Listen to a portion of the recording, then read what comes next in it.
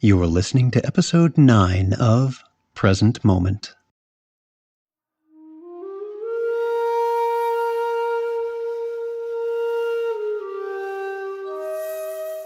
Welcome to Present Moment, Mindfulness, Practice, and Science. I'm Ted Meissner. Present Moment is a podcast with interviews, conversations, and roundtable discussions. We speak with mindfulness researchers about their newest findings published in peer-reviewed science journals, teachers about their understanding and methods as they work with students of mindfulness, authors about their books and interests, and we also speak with everyday practitioners.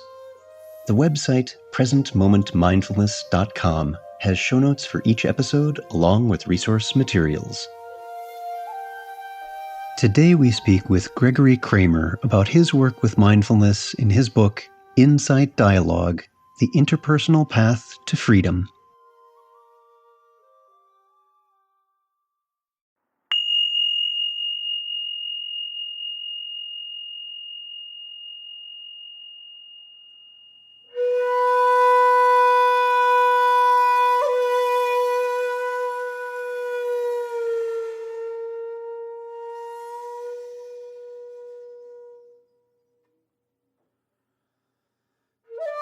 Mindfulness meditators may, over time with diligent practice, develop a certain facility with meditation. They become more calm, more able to reflect with a bit more perspective of the challenges in life, and have a certain emotional resiliency. But things get more complicated when we're not in the safe holding place of our meditation, and are face to face with the complex interactions of a social setting. We are not only dealing with our internal responses to the moment, but are engaging with, interpreting, and responding to another equally complex person. To help with this, we can take a cue from our meditation and build on it with the practice of insight dialogue. Gregory Kramer has taught meditation since 1980. Gregory is the founder and director of the non-profit Metta Foundation, and developed Metta's 8-week course offered as the Interpersonal Mindfulness Program. Gregory holds a PhD in Learning and Change in Human Systems and is a visiting teacher at the Barry Center for Buddhist Studies. He co-founded the hunger project Harvest with Heart. Formerly a composer, then scientist, he also founded the New York City Media Technology Center HarvestWorks Studio Pass, the Electronic Art Ensemble, and ICAD, the International Conference on Auditory Display.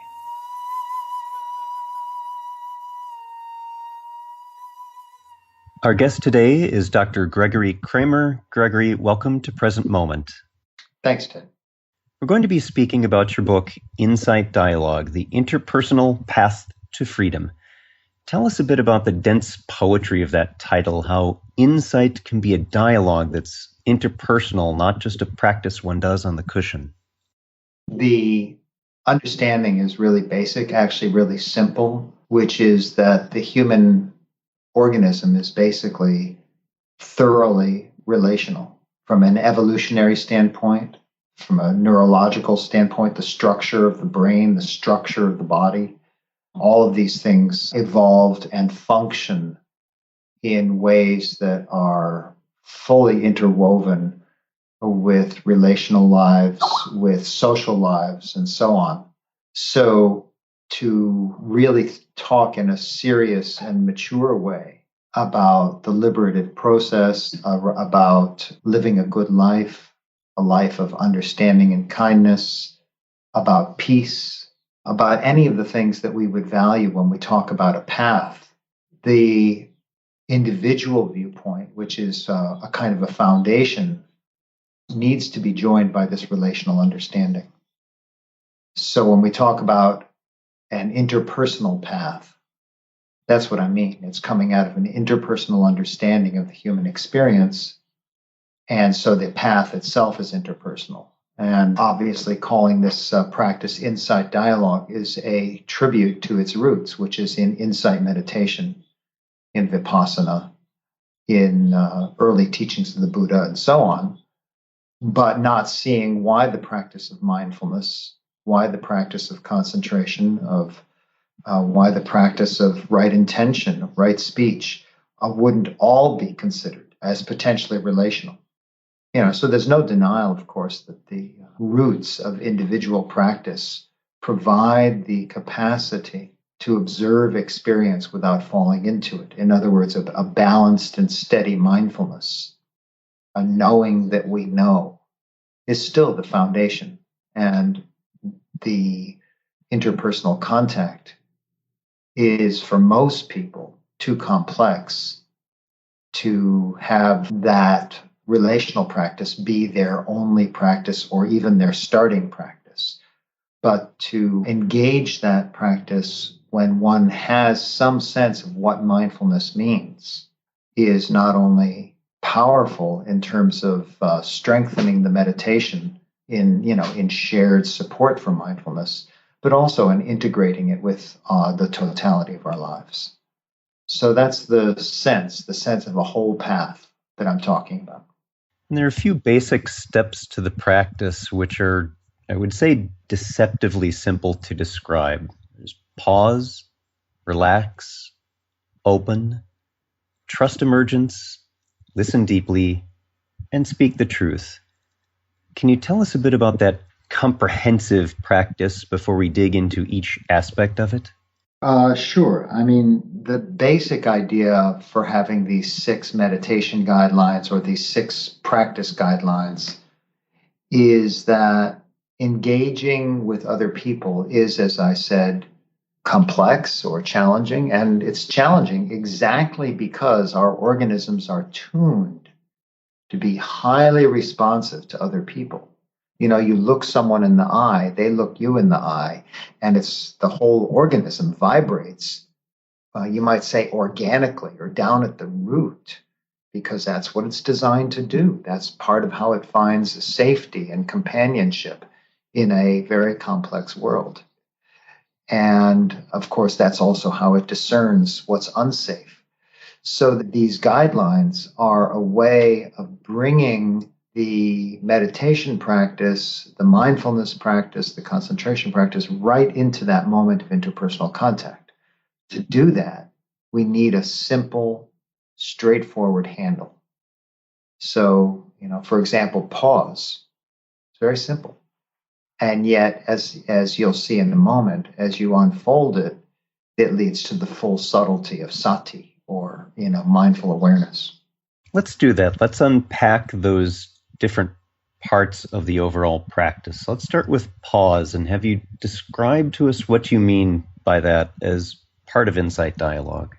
It's a starting point for any meditation practice that there's this sense of, I know what I'm doing now, which is to say one is not simply following the habitual patterns of the mind. If they were, then there's no sense in calling anything either a practice or a path or anything, right? It's just living according to how we've lived. If it's been good, it's good. If it's been not so good, it's not so good. So that first step of pause is exactly that. It's mindfulness. It's stop. Stop for a moment.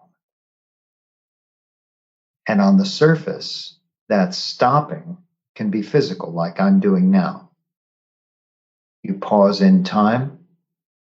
And in those times before you speak, while you're speaking, after you're finished speaking, what's arising now? While you're listening, can you pause? Which is to say, drop the habitual train of thoughts and come into this moment, right? So the pause is both this pause in time, that's the simple handle, but it's also simply pointing to, when you pause, what's going on now?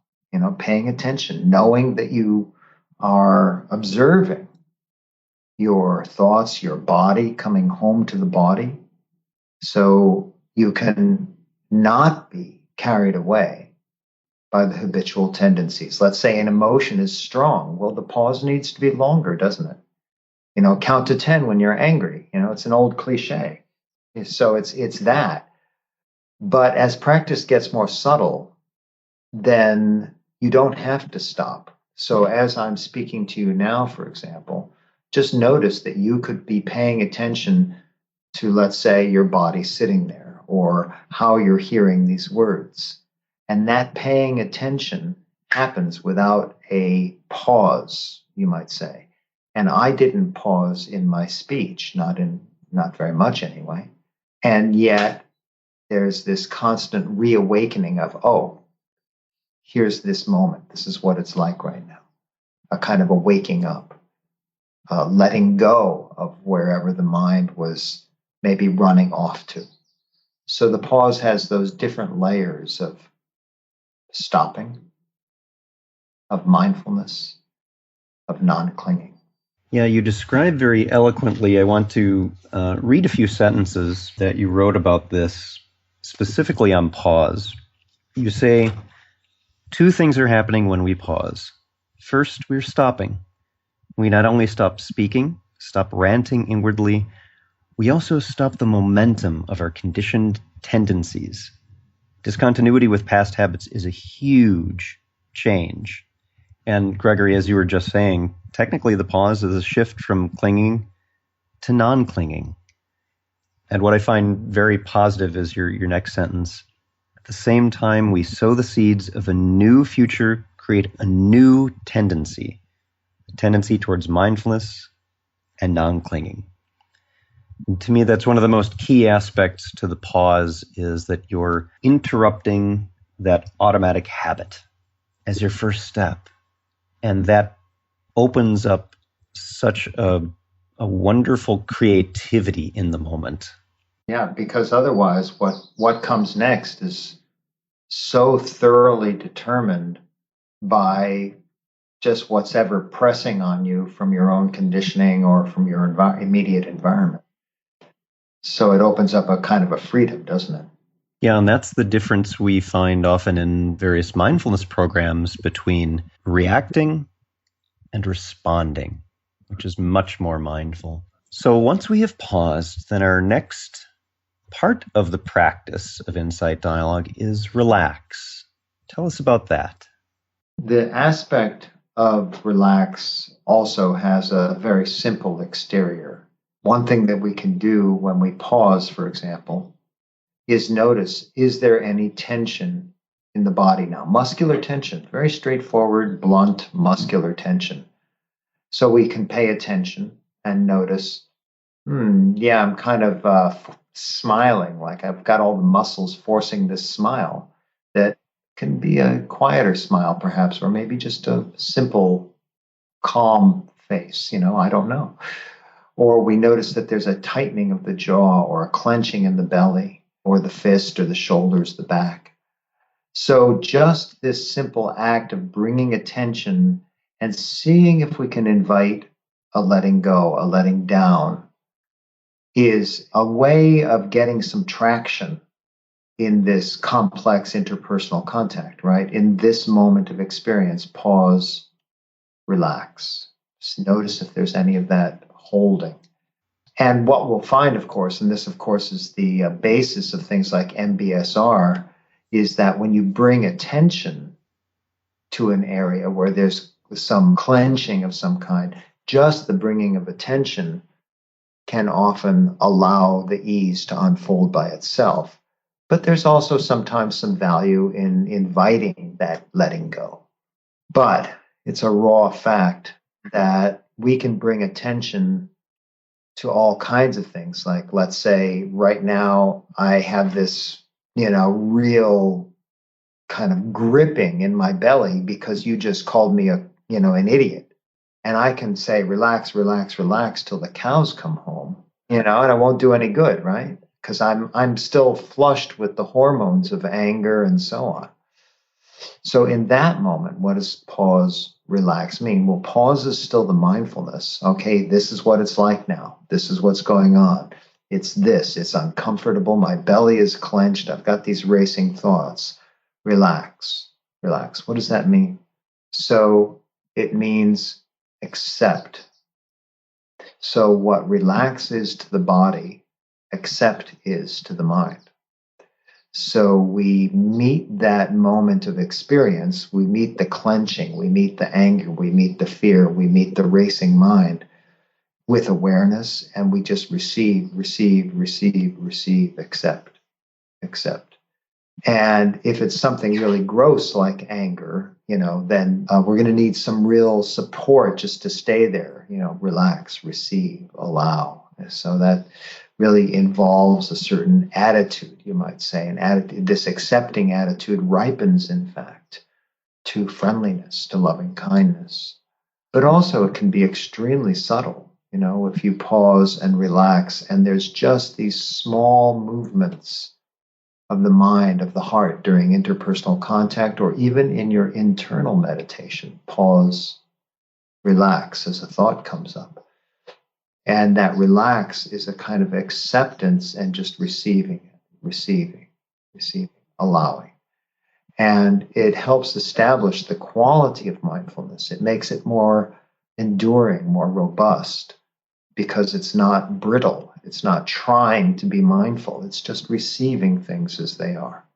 Yeah, and those first two sections of pause and relax are internal. And then with our third aspect, open, the way you've characterized that is in open, awareness extends to the world around us. So here we see a transition to what's happening outside our own skin. Tell us more about open. Open is specifically the move of the mindfulness and the calm concentration and so on of your practice into the relational. So one is mindful not just internally, but opening externally to the other. So I'm aware of you, I'm aware of the sense of the world, you might say, but I'm also aware of both. So there's this awareness of, let's say, this body, of that body, of the both bodies, of the space between us and all around us. And basically, it has no boundary. It expands boundlessly. So there's this spacious, open awareness as the practice matures. But right at the initial moment of invoking open in meditation practice, in insight dialogue, it's a very simple inquiry of this: where is my attention, internal or external? And a kind of invitation to open to both. And that both is opening to the relationship, to the relational field, to this, what Martin Buber called the between. And as practice ripens, that relational quality can itself be something we become aware of. You become aware of the sense of relatedness.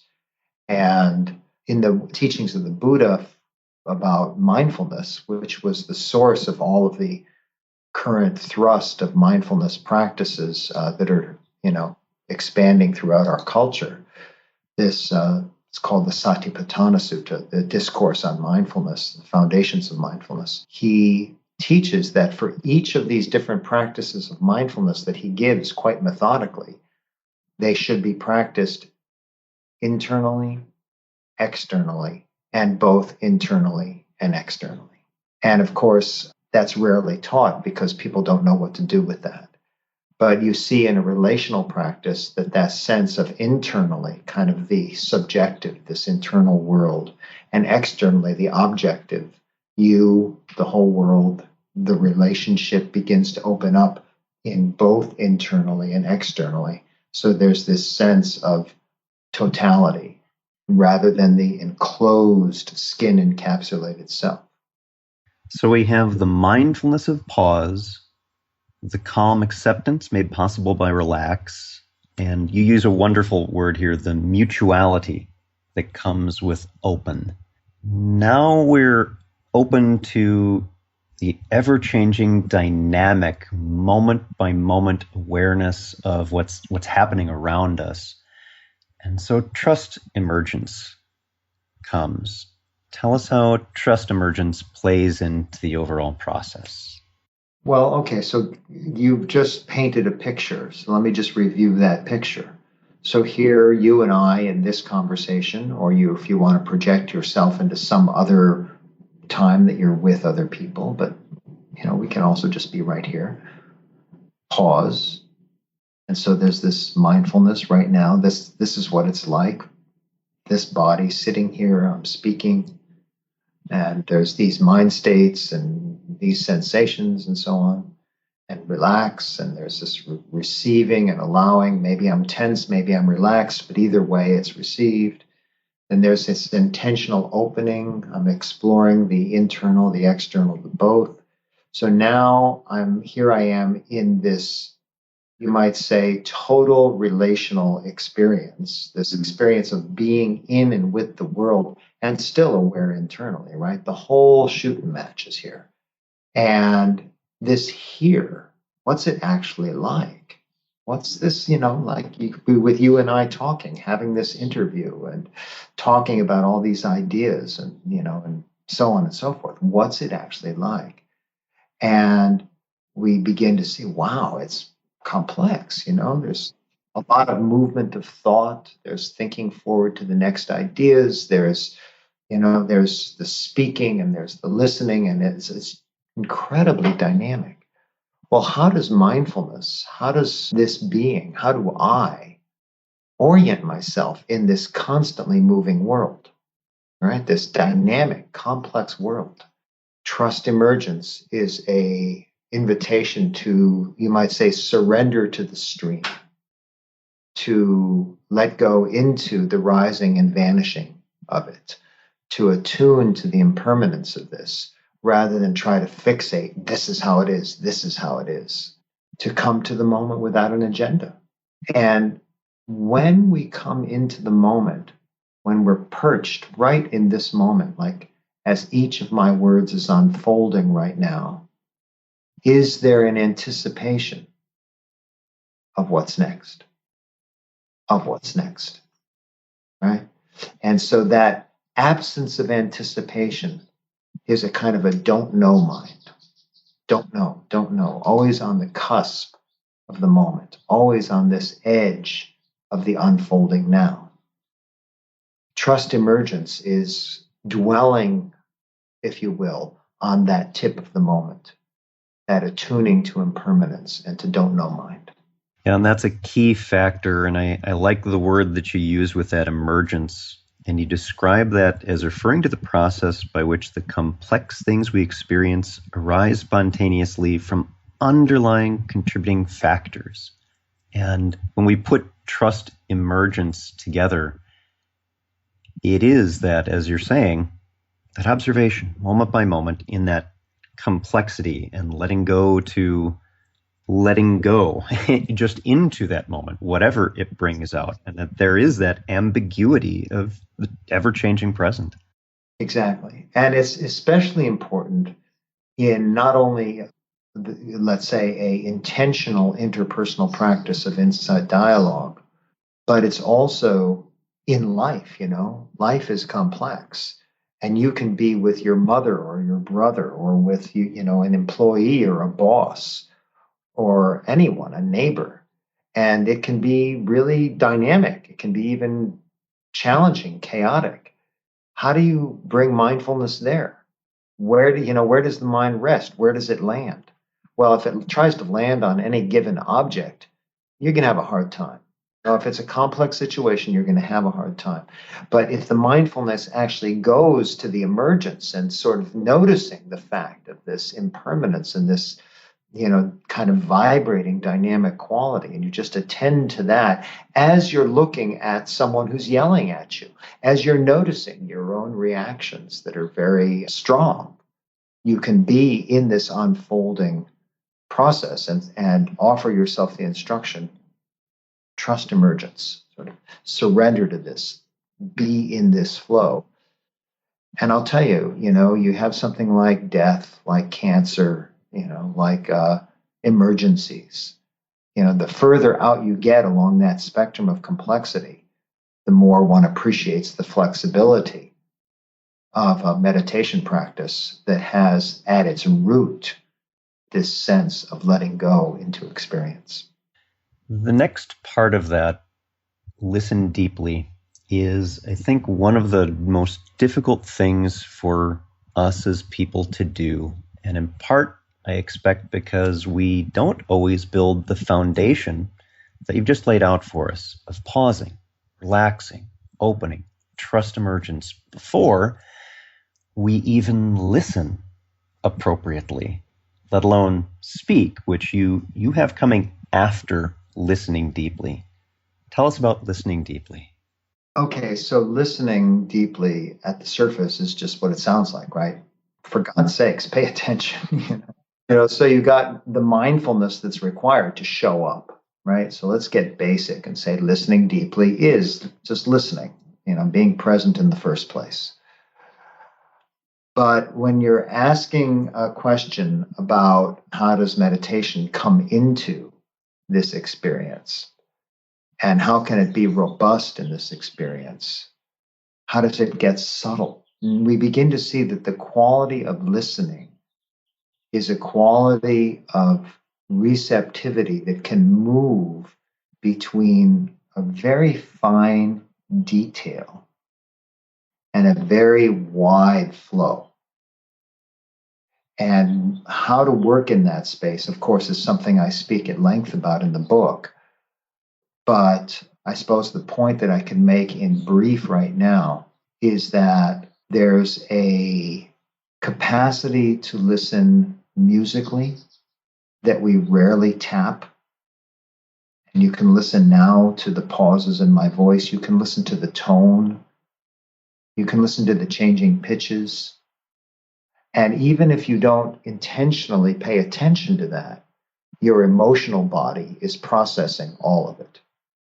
You're assessing, do I trust this guy? You're feeling something of my own muscular movement. And you're developing a sense of either affinity with me or a sense of distance from me as I speak based on these musical cues. So you can, when you attend to that, not only does the concentration get very strong, but the sense of immediacy and intimacy with experience, with me as a person, but also with yourself, with this moment. The sense of intimacy with the moment can grow through this listening. But there's also just the sitting in the field of listening, a kind of a receptivity. The Quakers' experience of listening for God is a beautiful and kind of ultimate expression of this receptivity. But again, it's very pragmatic as well, because you can work in these different ways more intentionally than you might give yourself credit for when you're looking to answer the question, how can I develop mindfulness beyond just my formal practices? And listening is always available to us when we're in interpersonal contact, of course. It's right there, right? So meditation comes into this moment with listen deeply, without leaving out language, without leaving out meaning and content. So it's quality of attention, the refinement of the mind can come through all of this. And the last component that we have after we've paused, relaxed, opened what is trust emergence for the chaos that's occurring around us, and not just listening, but deep listening. That is a practice. That is something we can really refine and tune with not just our time on the cushion, but our interactions. It doesn't stop when the bell rings and we stand up. Now we get to a point of speaking the truth, of putting out into the world. Tell us about speaking the truth.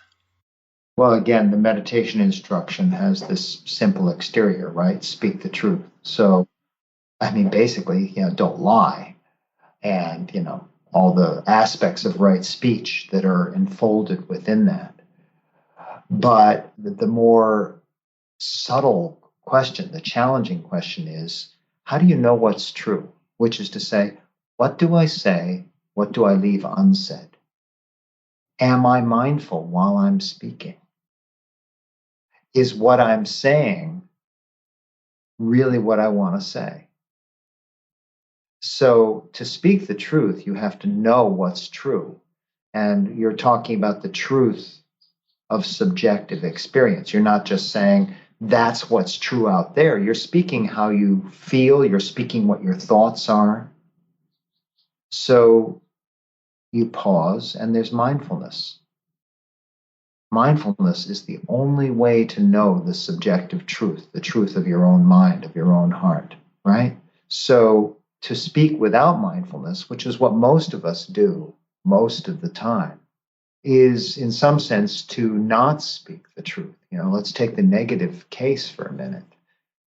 Constantly going with this mindless speech that is so common, this endless, fast rush. Sometimes it can be very clever. We can be really sharp. Other people are very clever, and we have all this stuff.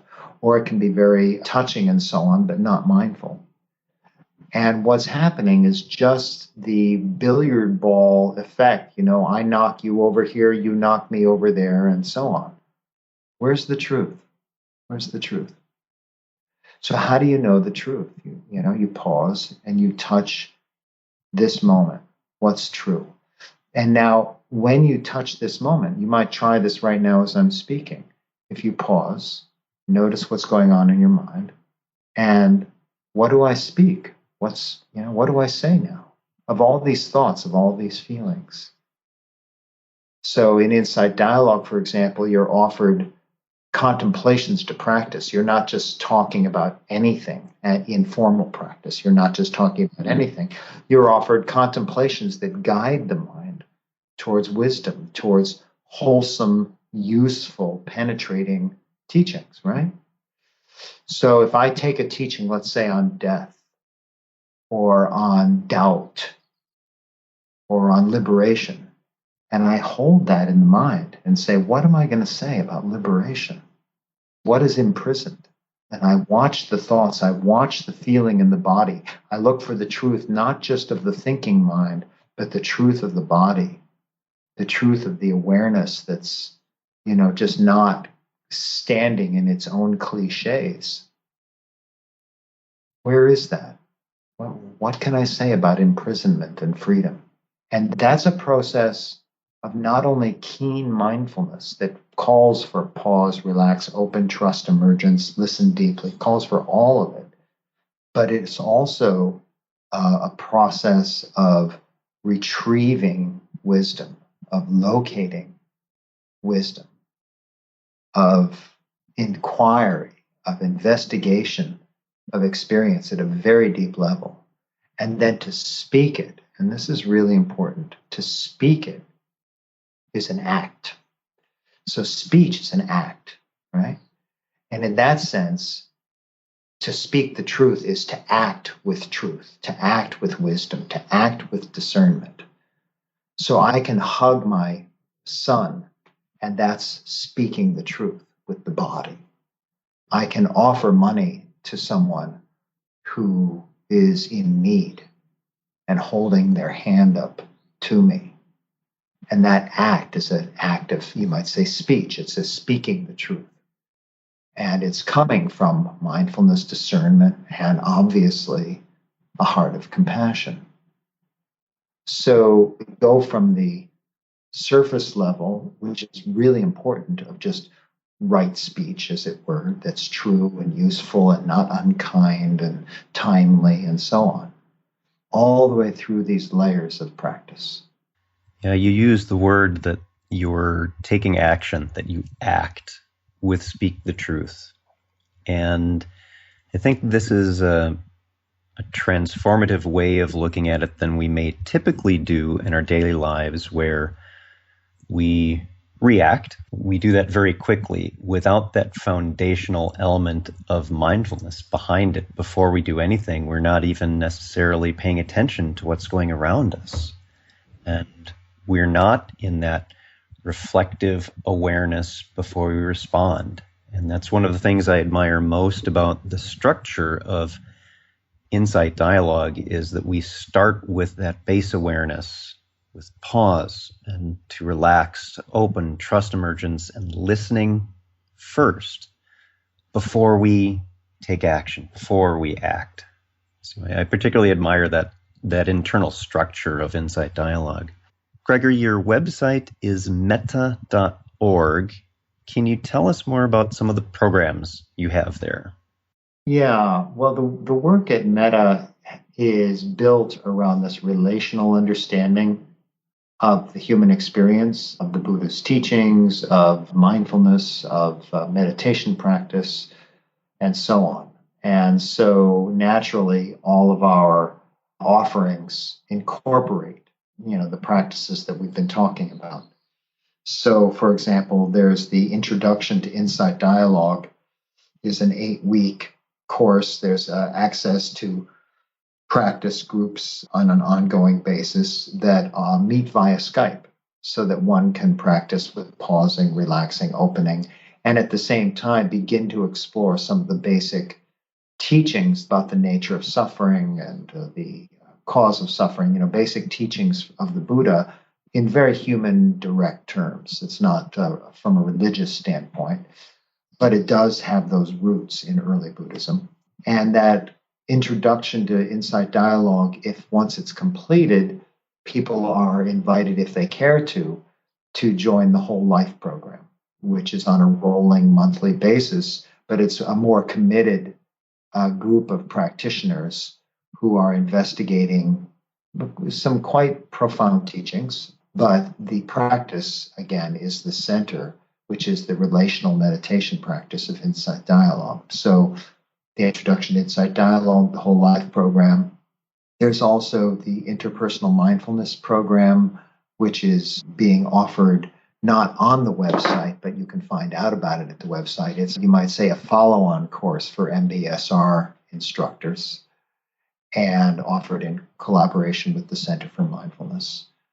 And there's also been the development of a interpersonal meditation program that's tying together Buddhist psychology and Western psychology, and that's aimed primarily towards psychotherapists. So that's not just a lay program. And there's also Dharma contemplation, which is a methodical practice of engaging with the Buddhist discourses, small excerpts of text that are moved through in a delicate, methodical way. And you can find out about Dharma contemplation at the website as well. And I'm sure I'm forgetting some things because I haven't been there for a while, but it's also, just so you know, it's sort of the nexus of a global community of practice. I mean, that's really what it's about. So it's where the Insight Dialogue teachers meet for training and for collaboration. It's where the communities that are practicing insight dialogue, let's say in Holland or Spain or Romania or New Zealand or Australia or Germany, where they would meet and find other practitioners, and a place to get teachings. So there's audio files and some videos and all that kind of thing. And then there's, of course, a mailing list with an occasional newsletter. Our guest today has been Gregory Kramer, founder of Metta Foundation. The website is metta.org. That's METTA.org. Gregory, thank you for spending time with us today on Present Moment. Well, thanks a lot. I hope it actually bears fruit. That would be nice.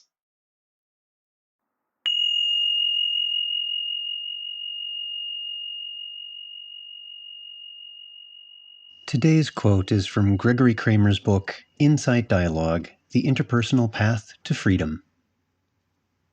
When you call to mind, listen deeply. Let it be a call to awaken more fully into the moment. That is, step into mindfulness with particular attention to what is being said. As you listen, mindfulness is alert with a question something like, "What is happening now?" The ears are tuned, but the heart, too, is open. You are listening to a fellow human being. Listen with kindness. Let the words, the stories, touch a compassionate heart. So we see that listen deeply is a reminder to allow ourselves to notice fully and be touched by the experience of another.